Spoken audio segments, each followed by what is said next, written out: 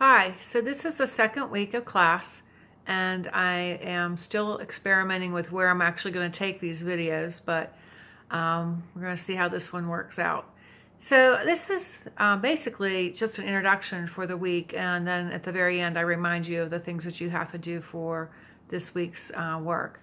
So you're going to be reading chapter 2 this week, and it is on the topic of social cognition. The topic has to do with how social psychologists identify a number of shortcuts that occur when individuals process the world around them. So we live in a very complex and constantly changing environment. And, our brains would be overwhelmed if we had to pay attention to every single detail, every single moment of every single, day. So there are certain built-in features that help us to navigate or negotiate that social environment a little bit better. So what does this mean?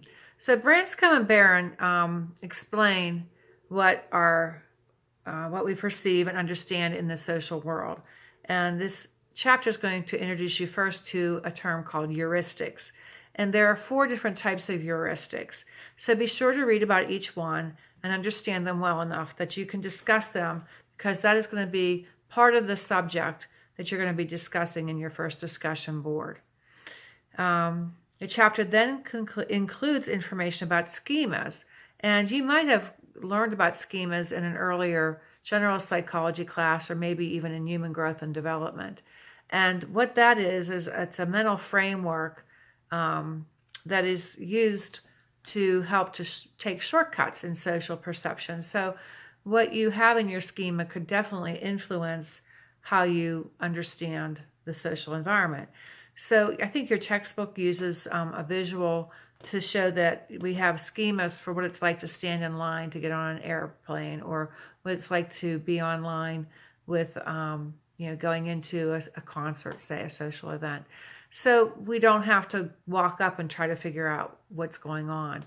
I have a pretty good example of that. A number of years ago, I was driving my car. I had a little Ford Festiva, and they're very small. If you don't know what they are, they're probably the smallest of the cars that were being made at that time, and very light. So, sometimes they could be difficult to navigate when you got on ice.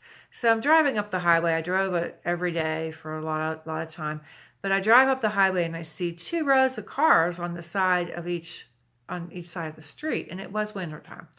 But my social schema, my schema for understanding, highway driving did not include this. So I see that, and at the same time I'm starting to figure out what was going on, I had hit the ice patch. And what was happening was the people were zooming up then through this black ice, and then they would kind of be like bumper cars. They would bounce off the cars on each side of the road. So, I did that, and I finally came to a stop. Thank heavens I wasn't going too fast. My car didn't spin out of control or anything like that.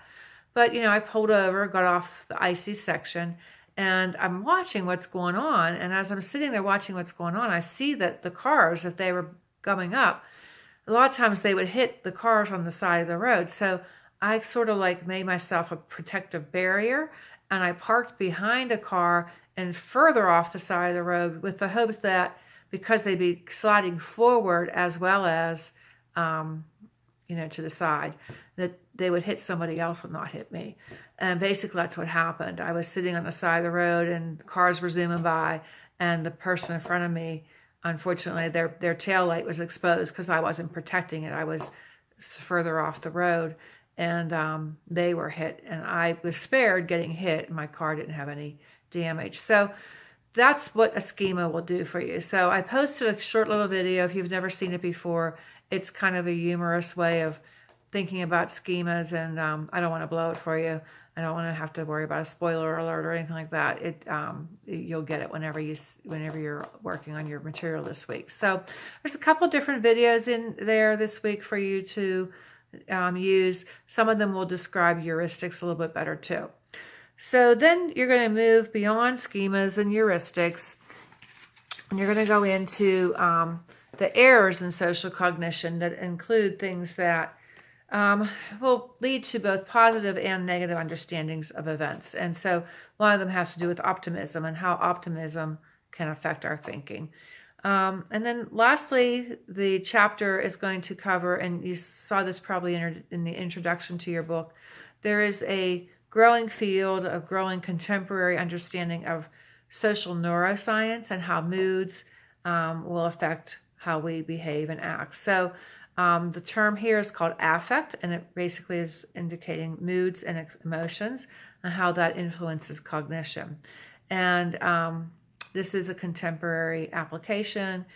Some of the research in your book will be newer, so if you have one of the older books, this might be one of the areas that you might see a difference in terms of what I'm saying in the slides and what your classmates might be reading if they have a more current book.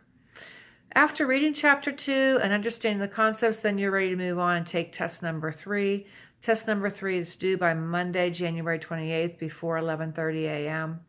And I will be preparing the first discussion board questions so that they'll be up there. You're going to have some time to answer them. So the discussion boards are going to consist of you crafting and writing your answer and drafting an answer so that you can get your maximum points. But then you also have to reply to other people as well. So on the first week, a few people are asking questions, and some of them were asking whether you could or could not move ahead and get done more. You can maybe move ahead as I post the test, but you won't be able to move ahead on the presentation and on the discussion boards. You're going to have to wait till everybody in the class gets a chance to post, and then you're going to read their postings, and you're going to write back to them, and there's going to be some discourse, some back and forth, just to have you integrate and think about the concepts a little bit more. And I do believe in this collective learning idea that things are better learned when you share them with others and you explain and work through the ideas through, in this case, it would be through the written word. So I appreciate the questions you posted for me. Continue to use your messages and send me any questions you have. And hopefully the weekend is good for all of us.